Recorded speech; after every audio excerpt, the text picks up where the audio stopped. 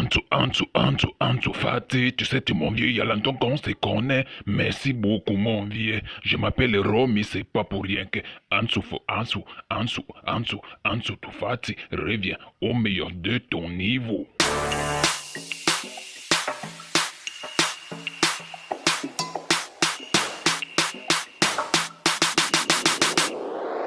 Salut à tous et à tous, je suis Romy de RFCB. Avant de commencer, je vous invite vraiment de vous abonner, de liker et surtout d'activer la cloche de notification pour ne pas rater les prochaines vidéos. Ici, cette vidéo, vraiment, on va essayer, n'est-ce pas, de parler d'une petite polémique autour d'Ansu Fati. Il y a vraiment dans la communauté Barça ceux qui sont vraiment des fans, en fait, s'il faut même dire des fanatiques d'Ansu Fati. Il y a des vrais fans du club. Et il y a des fans du joueur. Voilà. Et depuis quelques temps, déjà depuis plus d'un an aujourd'hui, on constate tous que Ansu Fati vraiment n'est pas au niveau.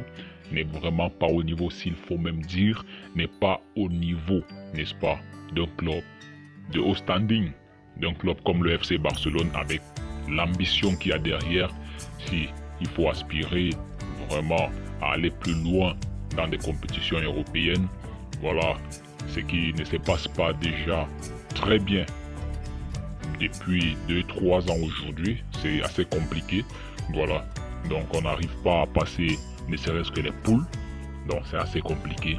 Si sur ton banc de touche ou comme titulaire, on a des joueurs qui affichent le niveau de Ansu Fati aujourd'hui, vraiment je pense que c'est quelque chose qui sera quasiment impossible, n'est-ce pas, de pouvoir franchir un autre palier.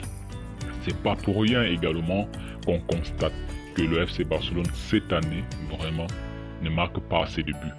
C'est pourquoi? Parce que non seulement les joueurs devant sont très faibles, ils sont vraiment faibles, il faut utiliser les termes, ils sont vraiment faibles.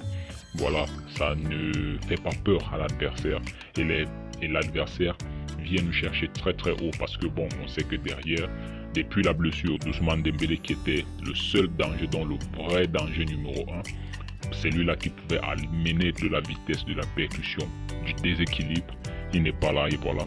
Ça fait que, donc aujourd'hui, on constate que les fans sont assez divisés. Eh bien, moi je vais essayer, n'est-ce pas, de donner mon point de vue par rapport à la situation. Vraiment les gars, je pense que il y en a des fans, n'est-ce pas, qui sont nostalgiques. Quand on pense tous aux années d'Ansu Fati quand il venait de monter à l'équipe première, 2019, 2020, vraiment ces 2 années-là, 2021 même encore, vraiment le gars, il nous impressionnait quoi, il nous impressionnait. À chaque fois qu'il entrait, le gars il était décisif, le gars c'était un tueur à gages. Au point où même on se disait que avec l'arrivée de Robert Lewandowski, ça pouvait faire un duo ultra méchant, un duo terrible dans la surface de réparation. Lewandowski et Ansu Fati, ça pouvait que faire des étincelles avec ce duo d'attaquants.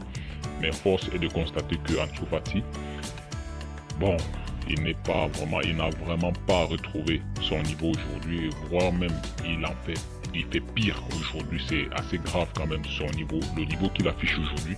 Et il y en a qui ne veulent pas voir la réalité parce qu'ils restent nostalgiques, qui repensent aux bonnes années et qui restent, n'est-ce pas, dans cette excuse-là de la blessure, entre guillemets, la blessure d'Ansu Fati. Beaucoup de joueurs se blessent, se créent des ligaments croisés, n'est-ce pas? Voilà, Ansu Fati, il est de retour, ça fait plus d'1 an aujourd'hui, ça fait plus d'1 an que Fati est de retour.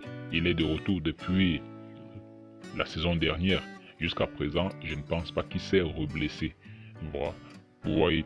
Donc le gars n'arrive pas à retrouver son niveau. On peut trouver des excuses, peut-être certains diront l'animation offensive ne favorise pas, mais on peut être vraiment, s'il y a cet argument, moi je ne validerai pas vraiment cet argument parce que déjà quand vous regardez seulement l'aspect, c'est-à-dire la détermination, on ressent en fait sur l'expression de son corps quand il est au stade, vraiment vous ne ressentez pas l'envie, la faim du joueur. Donc le gars il n'a pas faim. C'est comme si c'est un joueur qui avait accompli, tellement il a été habitué à être chouchouté. Il a toujours été chouchouté par les fans et aujourd'hui il se retrouve critiqué à longueur de journée. À chaque fois qu'il fait une mauvaise prestation, les fans lui tombent dessus, et voilà. Et je pense que lui-même, il est conscient que dans la presse, ça parle beaucoup et que les fans commencent vraiment à s'impatienter. Et il y en a vraiment, malheureusement, il y a des fans qui refusent de voir que le gars, il n'est vraiment pas au niveau. Le gars a vraiment un niveau vraiment triste aujourd'hui. Pas d'appui, pas de physique, pas de vitesse, pas de finition. En fait, il n'a rien du tout. Il n'a rien du tout vraiment d'un joueur qui veut évoluer dans un grand club et qui veut vraiment marquer des esprits. Donc, il n'a pas faim. Vous voyez, vous vous rappelez la comparaison avec Vinicius lorsque les deux étaient au début.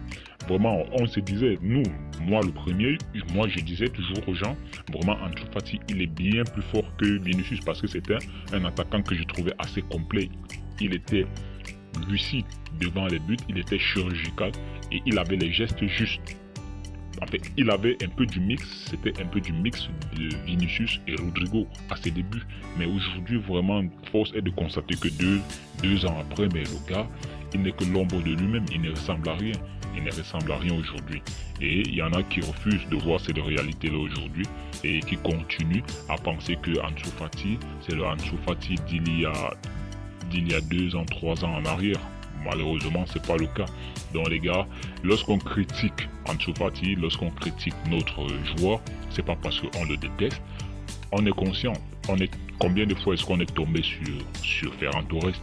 Je rappelle juste que Ferran Torres, quand il arrive au Barça, il était blessé pendant une longue période. Il est blessé quand il arrive au Barça.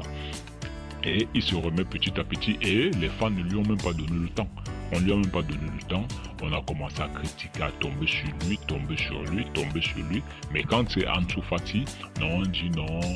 Ou alors, je ne sais pas, peut-être pour certains, parce que c'est un enfant qui a été formé au club. Voilà pourquoi il faut à tout prix être compréhensif, il faut comprendre. Non.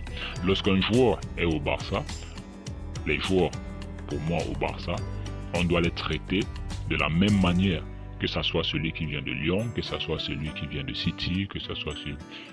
Si le joueur est performant, il faut le dire, il faut apprécier quand il est performant. Si le gars il n'est pas bon, il faut dire qu'il n'est pas bon.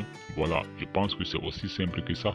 On est tombé sur Oscar Mingueza parce que bon, le gars il n'avait plus de niveau alors qu'à ses débuts, il y avait une hype autour d'Oscar Mingueza qu'on trouvait même certaines qualités que Araujo n'avait pas. Mais une fois, Mingueza a commencé à flanquer, et aujourd'hui, voilà, on est obligé de se séparer de lui. Donc, il faut accepter la réalité des choses. Ansu Fati, si cette saison finit et que le gars affiche toujours le même niveau jusqu'en fin de saison, désolé, mais je pense qu'il ne sera plus là la saison prochaine et il va vraiment falloir l'accepter. C'est pas parce qu'on déteste le joueur, mais c'est juste parce que pour nous, les vrais fans du club, on aime le club avant tout. Et il y en a qui préfèrent le joueur, comme ceux qui aiment Lionel Messi plus que le Barça. Quand Messi est parti, voilà, ils ont arrêté de supporter le Barça. Ils supportent aujourd'hui le Paris Saint-Germain. Et on comprend, chacun est tout à fait libre de supporter le joueur qu'il veut ou alors le club qu'il veut. Mais nous sommes à la base supporters du FC Barcelone avant d'être supporters d'un joueur. Et donc, comme Laporta le disait, le club est plus grand que n'importe qui. On supporte d'abord le club, que ce soit avec Ansu Fati ou sans Ansu Fati, nous serons toujours barcelonais. Et donc, on exige que des performances soient à la hauteur du club quand même. Parce que avec autant de leviers levés, si le club coule, vraiment, avec ce que Tebas fait déjà, il affaiblit fortement la Liga. Et bien, si le Barça a des joueurs médiocres, vraiment, comment voulez-vous qu'on rivalise avec les clubs anglais? À chaque année qu'on va tomber sur un club anglais, nous serons out. Donc, c'est aussi simple que ça. Voilà pourquoi il nous faut des top joueurs à chaque poste. Voilà. Donc, les gars, on va passer brièvement sur l'avant-match de Barça-Bilbao. Moi, je peux dire juste sur ce match que le Barça joue sa saison face à Bilbao. Pour ça, c'est une réalité pour moi en tout cas. Le Barça joue sa saison face à Bilbao parce que je pense que Bilbao c'est le dernier gros adversaire, peut-être avec le Real Madrid encore, que le Barça va jouer sans ses joueurs phares, sans ses éléments forts. Vous voyez? Parce qu'après ça, on va commencer à récupérer Pedri, Dembélé. Donc nous allons récupérer la quasi-totalité de nos éléments forts en espérant qu'on n'ait plus de blessures. Et puis Araujo sera de retour de suspension également. Donc on peut espérer revoir une équipe plus forte. Et vraiment, voilà pourquoi je pense que la saison se joue demain face à Bilbao. Et il faut absolument mettre l'équipe qu'il faut dans l'axe. Moi, je ne prendrai pas de risque avec Christensen, vraiment, parce qu'on a vu lors du dernier match face à Valence, il a fini le match, vraiment, c'était pas facile pour lui. Il avait une douleur, donc moi, je ne prendrai pas de risque avec Christensen. Moi, j'irai dans l'axe avec Koundé, Marcos Alonso, à droite, Sergio Roberto, à gauche, Baldé, au milieu de terrain, Busquets, De Jong, Kessié, et devant, Gavi, Robert Lewandowski, et à droite, je vais avec Ferran Torres. Moi, j'ai choisi Ferran Torres à droite plutôt que Rafinha dans ce type de match parce que je sais que Bilbao c'est une équipe vraiment qui défend très très bien et on sait que Rafinha en 1 contre 1, il est vraiment limité.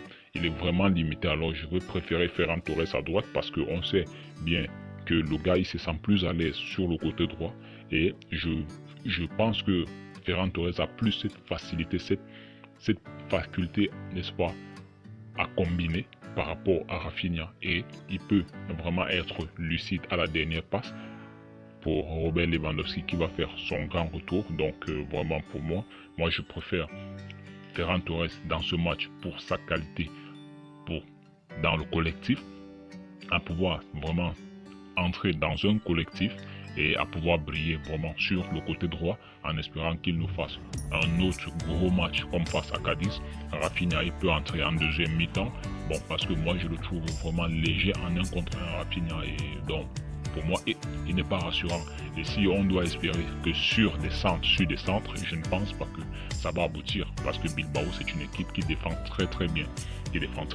Donc moi je préfère un joueur qui va mieux combiner à droite et voilà pourquoi je choisis plutôt Ferran Torres à droite, Gavi à gauche et puis Robert Lewandowski dans l'axe. Voilà pour mon pronostic. Voilà, je pense que c'est un match qui sera vraiment serré. Vraiment serré avec le visage que l'OFC Barcelone nous montre durant les 2 derniers matchs, le Classico et face à Valence à domicile. Vraiment c'est pas très rassurant.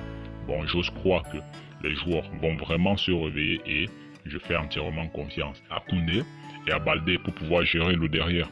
Donc, Ter Stegen dans les goals, voilà, classique. Voilà, dites-nous ce que vous avez pensé de la vidéo. Et puis, d'ici là, on se retrouve très prochainement. Prochaine vidéo. Ciao tous.